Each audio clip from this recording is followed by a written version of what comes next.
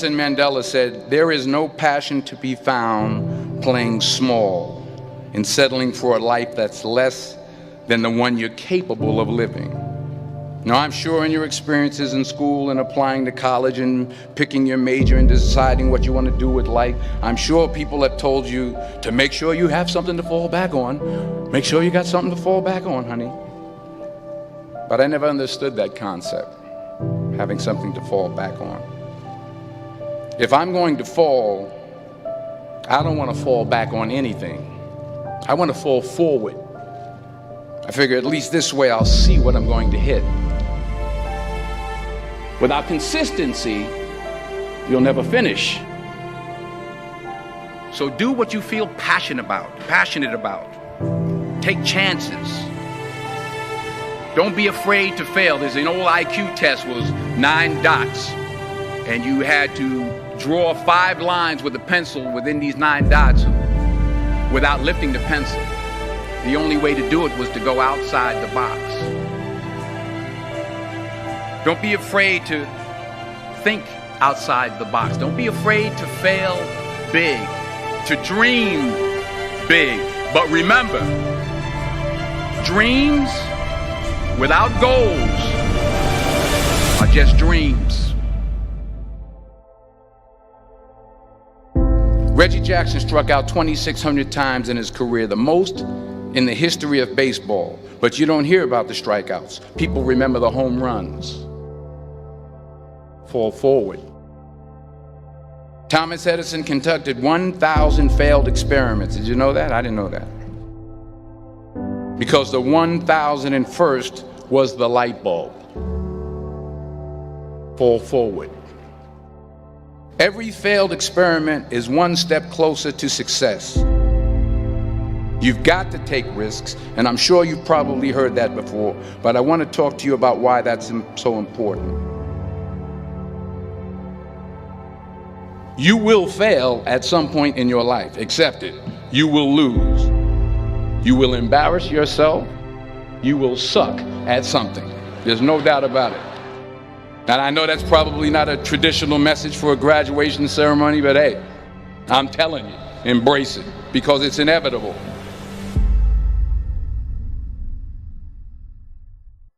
In the acting business, you fail all the time. Early on in my career, I auditioned for a part in a Broadway musical. Perfect role for me, I thought, except for the fact that I can't sing. I didn't get the job. But here's the thing.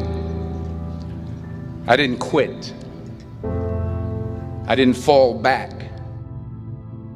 I walked out of there to prepare for the next audition, and the next audition, and the next audition. I prayed. I prayed. And I prayed. But I continued to fail, and fail, and fail. But it didn't matter, because you know what? There's an old saying, you hang around the barbershop long enough, sooner or later you're going to get a haircut. So you will catch a break, and I did catch a break. Last year, I did a play called Fences on Broadway. But here's the kicker. It was at the Court Theater. It was at the same theater that I failed that first audition 30 years prior. The point is, every graduate here today has the training and the talent to succeed. But do you have the guts to fail? If you don't fail, you're not even trying. I'll say it again.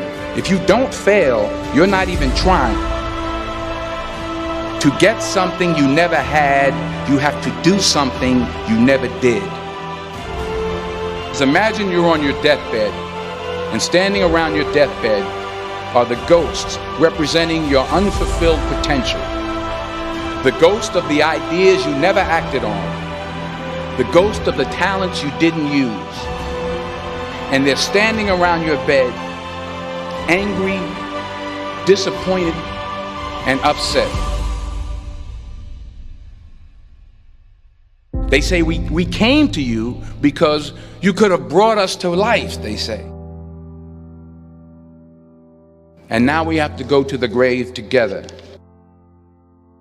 So I ask you today, how many ghosts are going to be around your bed when your time comes?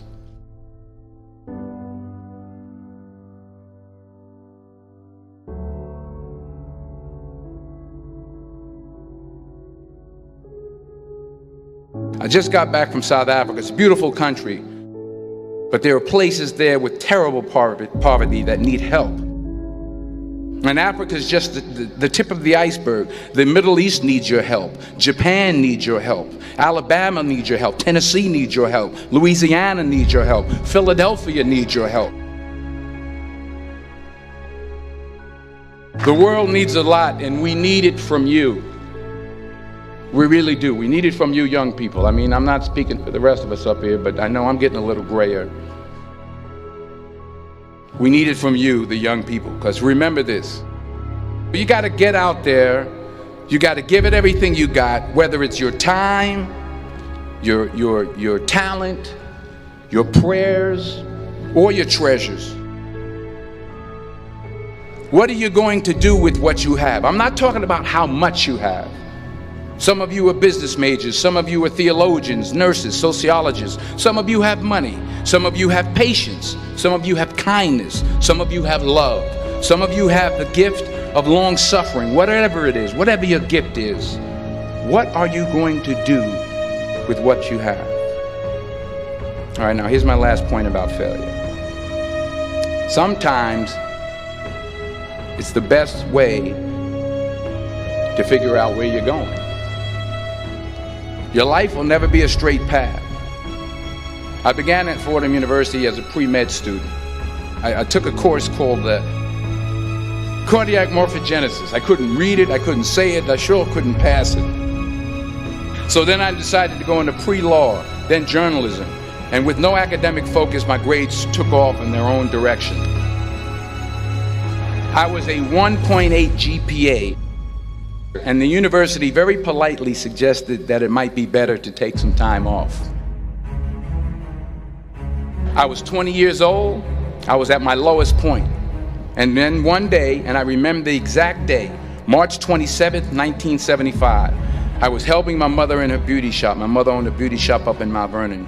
And there was this older woman who was considered one of the elders in the town. And I didn't know her personally, but I was looking in the mirror, and every time I looked at the mirror, I could see her behind me, and she was staring at me. She just kept looking at me. Every time I looked at her, she kept giving me these strange looks. So she finally took the dryer off her head and she said something I'll never forget. She said, "Young boy, I have a prophecy, a spiritual prophecy." She said, "You are going to travel the world and speak to millions of people." And in the years that followed, just as that woman prophesied, I have traveled the world and I have spoken to millions of people through my movies. Millions who up till this day couldn't see me, who up till this day I couldn't see while I was talking to them, and they couldn't see me, they could only see the movie. They couldn't see the real me. But I see you today, and I'm encouraged by what I see. And I'm strengthened by what I see. Because taking risk is not just about going for a job. It's also about knowing what you know and what you don't know. It's about being open to people and to ideas. The chances you take, the people you meet, the people you love, the faith that you have, that's what's going to define you. Never be discouraged. Never hold back.